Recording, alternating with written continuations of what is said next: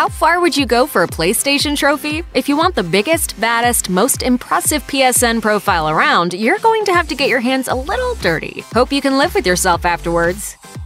If you want a detailed football simulation with real teams and players, robust physics simulations, and more respect for the game than any sport actually deserves, play Madden NFL. But if you want to use the old pigskin as an excuse to brutalize your opponents, then go with Blitz the League 2. When it comes to Blitz, forget about referees or penalty calls. You won't find any. Fill up your clash meter to execute dirty hits, treat injuries with steroids, or delve into Blitz the League 2's single-player campaign for a story full of sex, drugs, and scandal. Family-friendly? Blitz ain't. Okay, kid. We're on. Naturally, the game's various trophies follow suit. The Skid Mark trophy comes with a classy icon that looks like a pair of underwear. Stiff-armed requires you to injure at least 2 defensive players in a single match. You'll get Playa if you sleep with 3 different women during the League 2's campaign, and you'll net anatomy lesson by causing every type of in-game injury possible. Testikill, however, is far and away Blitz 2's most squirm-inducing trophy. Why? Well...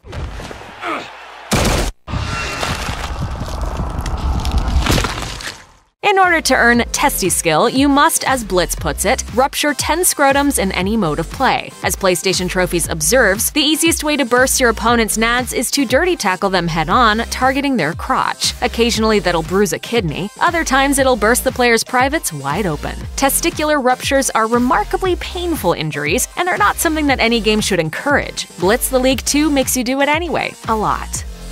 When you think dark, you don't think Slime Rancher. This laid-back simulation title is many things, but disturbing isn't one of them. In the game, it's your job to venture into the wild with a vacuum cleaner strapped to your back, collecting different kinds of slimes and bringing them back to your ranch. Then you breed them to create new combinations, feed them their favorite foods, and collect their turds, adorably called plorts, and sell them for cash. It's a little bit Pokémon, a little bit Stardew Valley, a little bit Ghostbusters, and not at all scary. That's what makes You Monster so disturbing. Slime Rancher is a game about growing things. It is very much not a game about taking adorable baby chickens and hurling them into an incinerator. The You Monster trophy, on the other hand, is exactly about that. Now, Slime Rancher's chickadoos don't exactly have the easiest lives. They're only in the game so that they can grow up to be hen-hens or roostros, lay eggs, and get fed to your meat-eating slimes. Still, that's just the circle of life. Animals eat other animals. That's how nature works. Flinging a chickadoo into a man-made fire and watching it burn isn't. At least Slime Rancher knows that it's asking you to do something horrible. The description for You Monster reads, "Send an adorable chick to a fiery end, the same place you're now destined to go." Harsh, but you know what?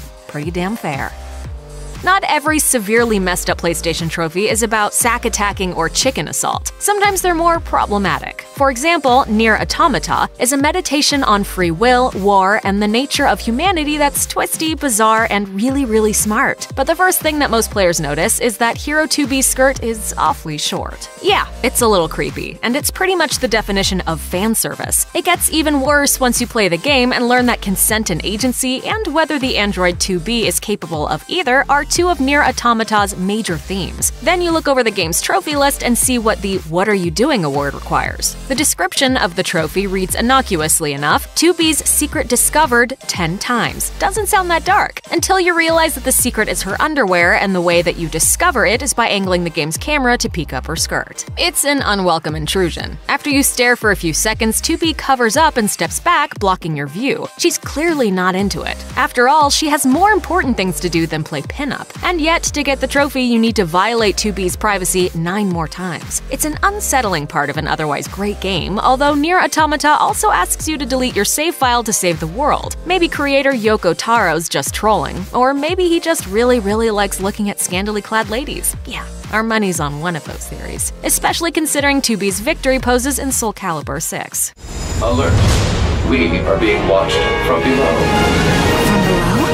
Any Hollywood writer knows screenwriting's #1 rule. Your characters can kill as many people as you see fit, but whatever you do, don't kill the dog. While there are exceptions, John Wick, we're looking at you, audiences tend to tune out as soon as a friendly fluffball bites the big one. Unfortunately, the people at Ubisoft Montreal didn't get the memo. Not only does Far Cry Primal, the Far Cry franchise's foray back to prehistoric times, let you kill animals, it forces you to, at least if you want to score Primal's Platinum Trophy. It's not enough to just slaughter an anonymous beast, however. If you really want to get the Tears of Shame trophy, you're going to need to put down one of your beloved pets. That means that you're going to have to track down a critter, make it love you, then kill it, watch it die, and skin it. Then, and only then, will you receive the Tears of Shame. We know, it's just a game. That doesn't mean that the act isn't straight up disgusting, cruel, and inexcusable. If you've got Tears of Shame on your PSN profile, you're either a monster who will do anything if there's a trophy attached to it, or you're incapable of real love. Either way, it's not a great look.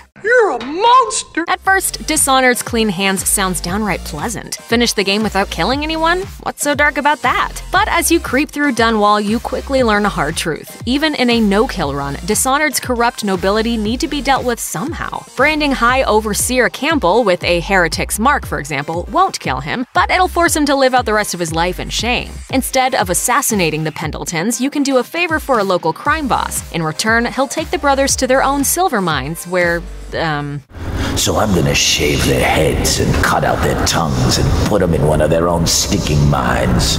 So far, so clean. When it comes time to deal with Lady Boyle, however, things get a little messier. Instead of killing the treasonous Lord Regent's main financier, you can kidnap her and pass her off to Timothy Brisby, her would-be lover. Unfortunately, Lady Boyle doesn't return Brisby's affections. In fact, as you sneak your way through the not-so-good Ladies' Masquerade, you'll learn that Brisby is less like a boyfriend and more like a full-on stalker. It's not pretty. You'll never know how happy you've made me. Someday she'll learn to appreciate me.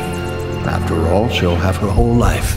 Depending on your stance on forced marriage and lifelong servitude, putting Lady Boyle out of her misery could very well be the humane option. However, if you want to get clean hands, you're going to have to suck it up and let Brisby have his way with the noblewoman.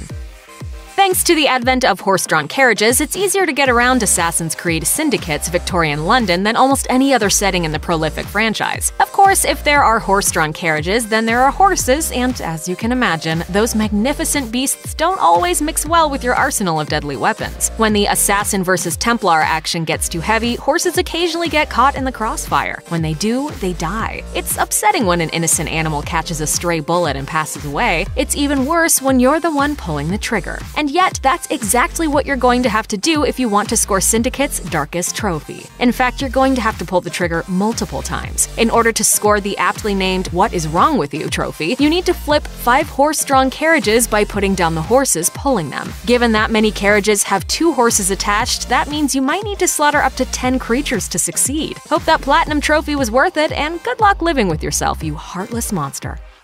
You're going to need a strong stomach to make your way through the forest, and Night Game's open-ended survival game. In addition to woodland creatures, the forest's deadly peninsula is filled with mutant cannibals who'd love nothing more than to eat the player's character for dinner. If you want to win, you'll need to fight off the flesh-eating hordes while also scrounging for supplies, building shelter, and battling wildlife. It's rough. Of course, like they say, if you can't beat 'em, eat 'em. Humans may not be as nutritious as other animals, but the forest is a game of eat or be eaten. If you've got a sack of human bodies lying around anyway, you might as well put them to good use. The Forest's developers really want you to dine on human meat, too. If you're playing The Forest on PS4, you have access to the major Cannibalism trophy, which you'll get after eating an entire family. Hope you're hungry. That's a lot of people.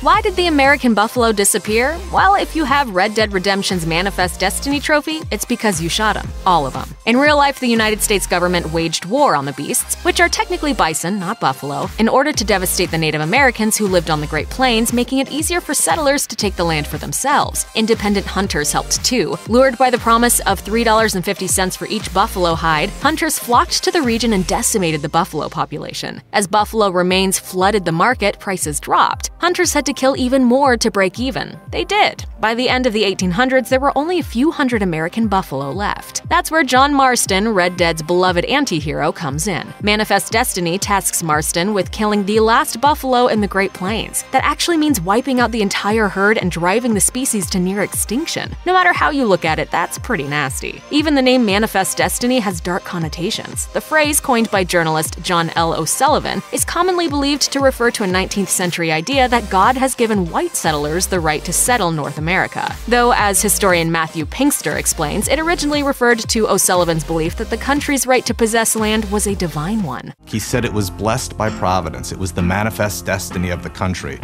to become this continental power. Regardless of its origin, the phrase has been used to justify all kinds of horrifically racist acts. All in all, Manifest Destiny is vile all around. And if you took part in this trophy hunt, you're not coming out of this thing looking so glowing yourself.